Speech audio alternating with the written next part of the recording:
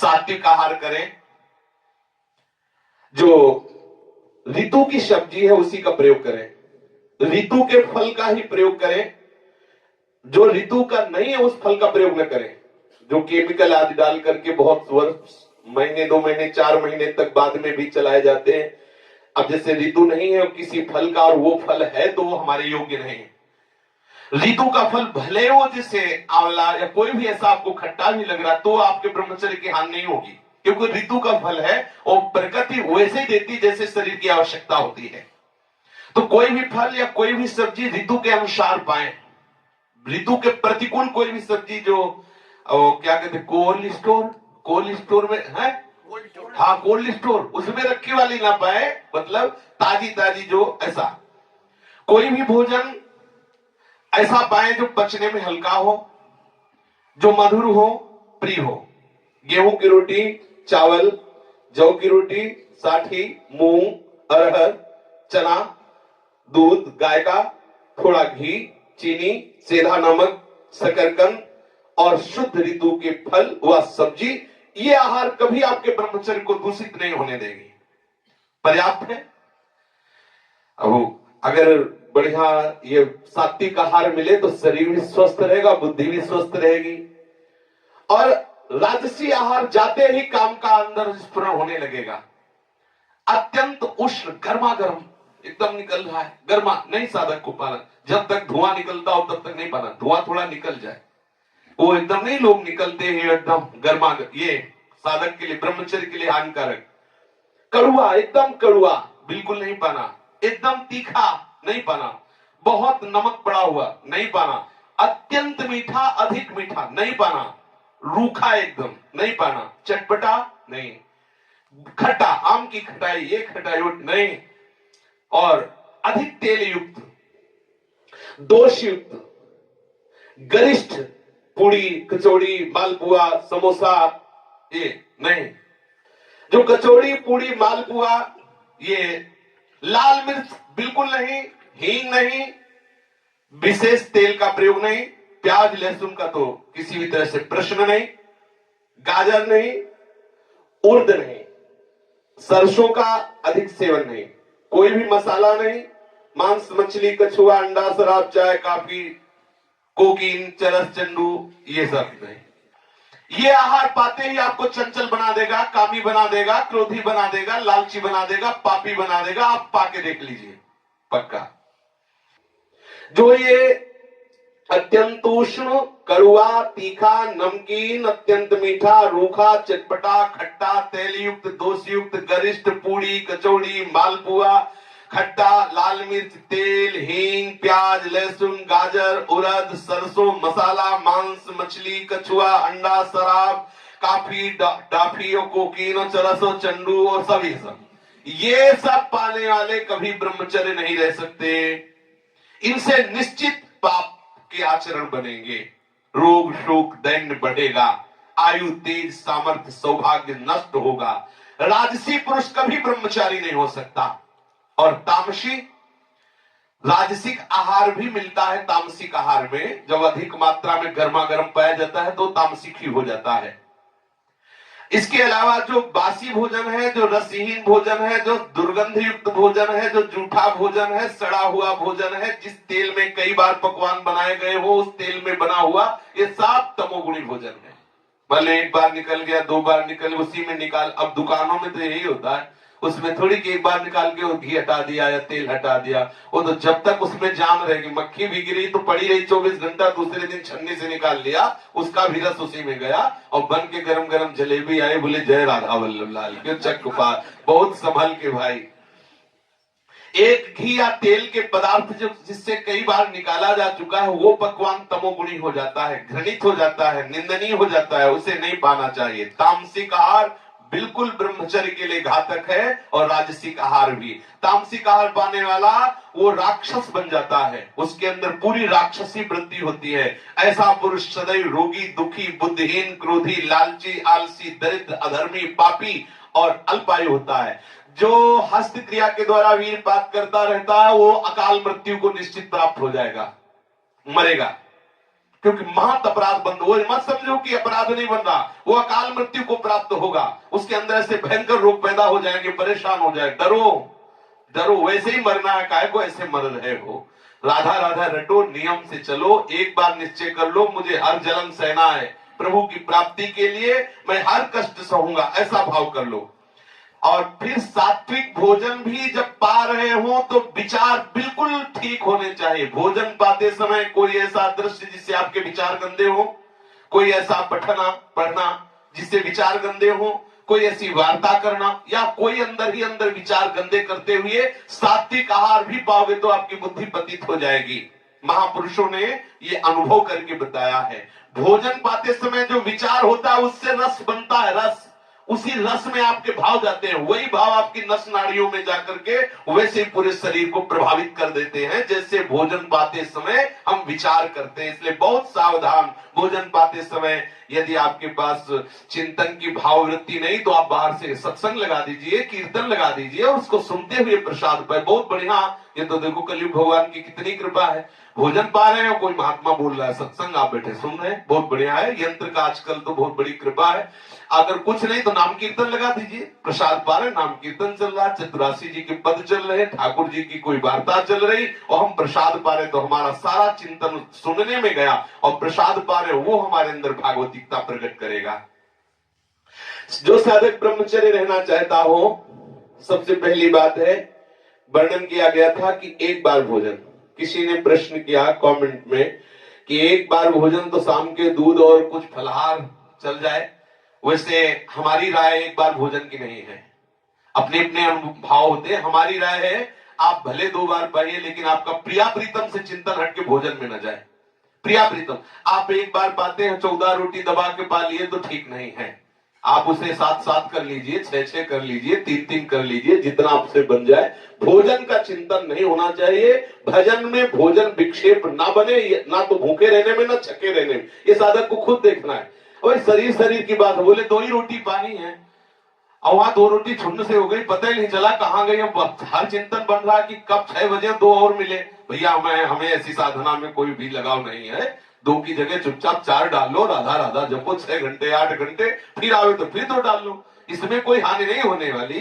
लेकिन उसका चिंतन बने वो हानि का, जैसा हमें कुछ संतों से भी सुना और कुछ अपने भी हृदय की बात कि बड़ी शीतलता मिलती है जब प्रभु का चिंतन होता है, और बड़ी जलन होती है जब विषय का चिंतन होता है। यदि रोटी का चिंतन हो तो ऐसा व्रत आग लगे, हमें नहीं चाहिए वो व्रत, हमें श्री जी का चिंतन चाहिए। तो थोड़ा ये देख करके कि आपका चिंतन भोजन का ना हो, इतना भोजन ना बहुत कम हो, युक्ताहार क्यों प्रभु ने लिखा है, इसलिए लिखा है 2 समय भोजन बहुत बढ़िया रहता है। पहला भोजन 10 से लेकर 1 बजे के बीच में हो जाना चाहिए, इसके पहले कोई भी चाय नाश्ता ये सब नहीं होना चाहिए, पक्का। 2 बार तो फिर 2 ही बार है, आपको जो भी पाना है वो सब लेकर, हमने ऐसे संतों के दर्शन भी किए हैं कि जैसे कोई कुछ दे रहा है और उस आश्रम में है तो लेके रख लिया, लेकिन पाएंगे वो 1 बजे ही, बीच में नहीं कि जो मिला वो पाते ऐसे थोड़ी थोड़ी देर में बंदर की तरह मुंह चलता रहे, साधकों का नियम नहीं है, उसे रख लीजिए। आप 2 ही बार पाए तो सिर्फ 2 ही बार पाए, 1 बार पाए तो सिर्फ 1 बार पाए, जो भी पाना है 1 बार पाए, जो भी पाना है 2 बार पाए, वो नियम आप रखें।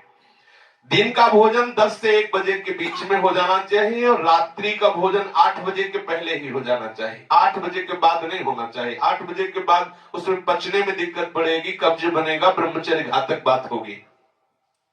यदि आप 1 बार भोजन करते हैं तो सर्वोत्कृष्ट बात है, पर 2 बार भोजन करें तो आप देख लीजिए 10 से 1 बजे के बीच दिन में और रात्रि में 8 बजे के पहले। और जब आप भोजन पालें तो 30 मिनट जरूर टहलें, शरीर स्वस्थ रखना है, भजन करना है तो ये करना है, नहीं तो गड़बड़ हो जाएगा, आप कब्ज हो जाएगी, फिर परेशानी है। खा के एकदम सहन नहीं करना, 30 मिनट टहलना है। रात्रि में दूध पीना है तो या तो बहुत ही कम गर्म एकदम, और या एकदम ठंडा। अगर आपको लगता है थोड़ा गर्म हो तो बिल्कुल थोड़ा ही गर्म होना चाहिए। अधिक गर्म दूध पी के सहन करने से वो ब्रह्मचर्य का नाश अर्थात स्वप्न आदि दोष प्रकट करने वाला होता है। चीनी मिलाने की जरूरत नहीं, यदि आपको ऐसा लगता है कि हो तो बहुत कम चीनी मिलाकर ही प्रयोग करें, वैसे जरूरत नहीं है। गर्मा गर्म रात्रि में ना भोजन पाना है ना कोई पेय पदार्थ पीना है, गर्मा गर्म ना तो भोजन पाना है और ना कोई पेय पदार्थ पीना है। अगर आप गर्मा गर्म कोई पदार्थ पी के शयन करते हैं तत्काल, तो निश्चित आपके ब्रह्मचर्य की हानि हो जाएगी, सावधान रहें। ताजा, सात्विक और ना गर्म ना बासी ऐसा भोजन कीजिए। और रात्रि में हल्का हल्का गर्म या ठंडा दूध ले सकते हैं जो जरूरत हो। नहीं, दूध की साधक को जरूरत है नहीं, पर आप देख लीजिए, हम मना नहीं करते, पर है नहीं जरूरत। क्यों जरूरत नहीं? क्योंकि अपना कोई और कार्य है नहीं, भजन साधन और संयम नियम तो उतने में ही इतनी सामर्थ्य है कि दूध की जरूरत बिल्कुल नहीं, वस्तुता नहीं जरूरत है। पर यदि आपको जरूरत हो तो ले सकते हैं गाय का दूध आधा लीटर, वो भी रात्रि में शयन के पहले, जो इतना गर्म हो कि मतलब आपको लगे कि हाँ ठीक है। अगर अधिक गर्म हुआ तो आपके ब्रह्मचर्य में हानिकारक है। यदि रात्रि में आपको थकान हो रही है, आपको लगता है मैं तत्काल शयन कर जाऊंगा, तो ना भोजन पाना है ना दूध पीना है। अगर रात्रि में आप बहुत थके हैं तो ना भोजन पाना है ना दूध पीना, आप शयन कर जाइए, सुबह भले ले लीजिए। अगर आप थकान के साथ भोजन और गर्म दूध पी ले और तत्काल लेट गए तो फिर उसमें आपके संयम में बाधा पड़ने की संभावना है। भोजन के समय आप मौन भगवत चिंतन करें या भगवत विचार करें या भगवत चर्चा सुने। किसी भी तरह से आपके भोजन में अधिक नमक, मिर्च, मसाला, ये और मिठाई और किसी भी तरह का कोई नशा या कोई चंचलता पैदा करने वाले पदार्थ बिल्कुल नहीं होने चाहिए।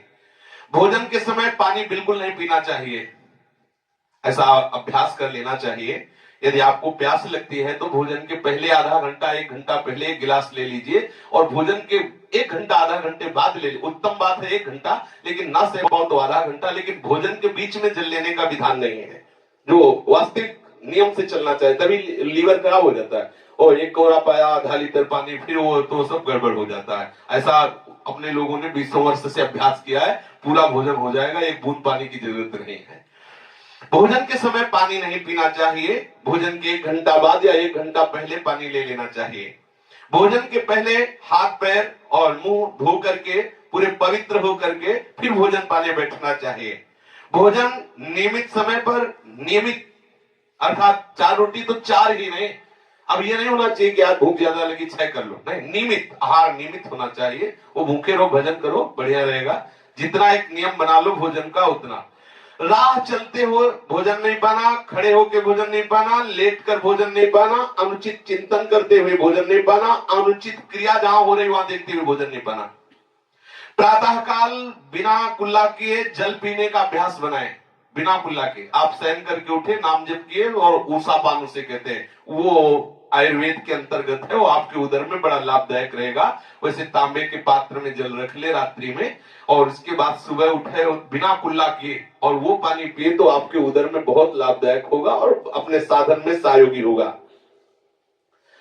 जहां प्रसाद पा रहे हो वो पवित्र स्थान हो, अगर दृश्य हो तो भगवत छवियां लगी हो या संत महात्मा हो। भोजन के समय ऐसे दृश्य ना होना चाहिए जिनमें मन अटक कर काम का संकल्प कर बैठे। आप मध्याह्न में भोजन के बाद 100 कदम चाहे चले, 15-20 मिनट लेटे, इसके बाद भजन में बैठ जाए, ये मध्याह्न। और शयन में 1 घंटा पहले ही आपका भोजन दुग्ध हो जाए, टहले भजन करें, फिर आप शयन करें। मध्याह्न में 15 मिनट विश्राम के लिए आज्ञा होती है, 15-20 मिनट आप अपने महापुरुषों को देखा है कि ऐसा करते हैं, 15-20 मिनट लेट लिए फिर अपने साधन भजन में लग गए। यदि रात्रि में नींद पूरी नहीं होती है, आप 2 घंटे 3 घंटे तो 1 घंटे विश्राम कर लीजिए। यदि रात्रि में आपका पर्याप्त विश्राम हो जाता है तो 15-20 मिनट मध्याह्न में कर लीजिए। आपका जल स्वच्छ होना चाहिए। आप जब स्नान करें तो गीजर के पानी से न करें। अगर ब्रह्मचर्य पुष्ट रखना है तो, हम ये नहीं कह रहे कि पैसा बचाने के लिए गीजर की बात कर रहे हैं, लेकिन अगर आप रोज गीजर से पानी के से नहाएंगे, आपकी त्वचा कमजोर हो जाएगी और आपकी सप्तम धातु शक्ति मतलब कठोर ना होकर के उद्रवित हो जाएगी। आपको ये दोष देखना पड़ेगा अपने जीवन में यदि आप गीजर से बराबर स्नान करते हैं। संत महात्मा सीधे धाराओं में क्यों नहाते थे? एकदम ठंडा। आप नहा के देखो यमुना जी में सुबह सुबह जब गंगा में स्नान करते थे तो एक डुबकी लगाने के बाद लगता था सर है कि नहीं है, खोजना पड़ता था कि सर है कि नहीं है, एकदम ठंड। और एक नया एक जीवन नया एकदम ठंडा। अब 20-30 मिनट कमर से ठंडे जल में तो अपने आप वो सब संयम नियम बने। अब यहाँ गीजर से पता नहीं चलता सर्दी है कब लगी सर्दी। है, और बढ़िया गर्म कपड़ा, गर्म कम्बल हो, बगल में ही कमरे में ही बाथरूम शौचालय हो, गीजर से स्नान कर कम्बल, तो पता ही नहीं चला सर्दी लगना अति आवश्यक है। ब्रह्मचर्य के लिए सर्दी लगना अति आवश्यक, शरीर को मतलब ठंडी लगना अति आवश्यक है। शरीर जितना ठंड रहेगी, त्वचा मजबूत होगी, ब्रह्मचर्य आपका ठीक होगा, और ब्रह्मचर्य ठीक होगा तो आपका सुहाएगा ही नहीं है, महंगे महंगे कपड़े और गीजर अच्छा ही नहीं लगेगा, वो एक नशा हो जाता है, उसमें इतनी सामर्थ्य हो जाती है। पर जितना ऐसा नहीं कि कल से जुकाम बुखार हो जाए कि भाई ब्रह्मचर्य रहना है तो यमुना जी में सुबह 4 बजे, थोड़ा देख के अपने संयम में। दिन भर में 3 लीटर पानी से कम नहीं होना चाहिए, क्योंकि उसमें लघुशंका, पसीना, भाप, सब बहुत चीजें पानी से शरीर के कूड़ा करकट निकलते।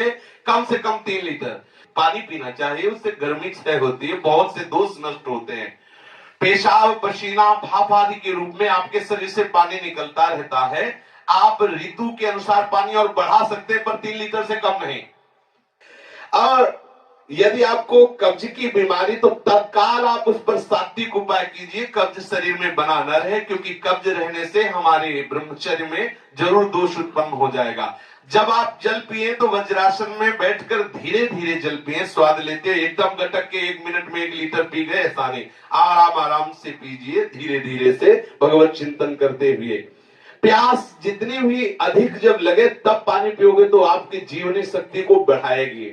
प्यास लगी नहीं है और आप पानी, तो ऐसा अब इतना ध्यान रखना है कि सुबह उषा काल में इतना जल पीना है कि एक बार वमन करने की इच्छा हो जाए। बहुत बढ़िया लाभ की बात बता रहे हैं। एक बार इतना पानी पिए सुबह कि ऐसा लगता है उल्टी हो जाए, भले ना हो, अगर हो जाए तो और बढ़िया बात है, थोड़ा और सहारा दे दीजिए, अंदर की गर्मी निकल जाएगी, साधक को साधना करने में बड़ा सहयोग मिलेगा। सुबह पानी जरूर खाली पेट पिए, फिर प्रसाद पान जितना मांगे उसके अनुसार। 3 लीटर तो बहुत सरल बात है। ब्रह्मचर्य के लिए पानी अति आवश्यक है, कब्ज निवारण के लिए पानी अति आवश्यक है।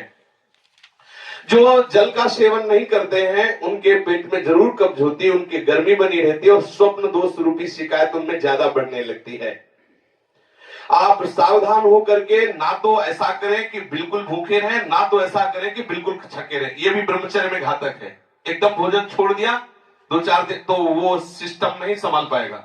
एकदम आपने अधिक बार, वो एक नियम धारा से चली, ये अनुभव की बात है। आज एकदम 20 रोटी पा ली, 4 दिन एकदम नहीं पाया, तो वो आपके ब्रह्मचर्य पर प्रहार करेगा। आपके जरूर जरूर किसी न किसी तरह से बहुत सावधानी, ये साधना है, उपासना है, बहुत सावधानी। आप खड़े खड़े कभी पानी न पिए, लेटे हुए पानी न पीजिए, क्योंकि खड़े पानी पीने से और लेटे लेटे पानी पीने से शरीर में रोग होने की संभावना है। प्रातःकाल उठते ही तांबे के लोटे में रखा हुआ रात भर का बासी जल पीने से बड़े बड़े रोग शांत हो जाते, मन प्रसन्न होकर भजन में लगता है। आप भगवत मार्ग के पथिक हो या संसार मार्ग के पथिक हो, दोनों के लिए ब्रह्मचर्य अति आवश्यक है। शेष चर्चा आगे। श्री राधा वल्लभ लाल की।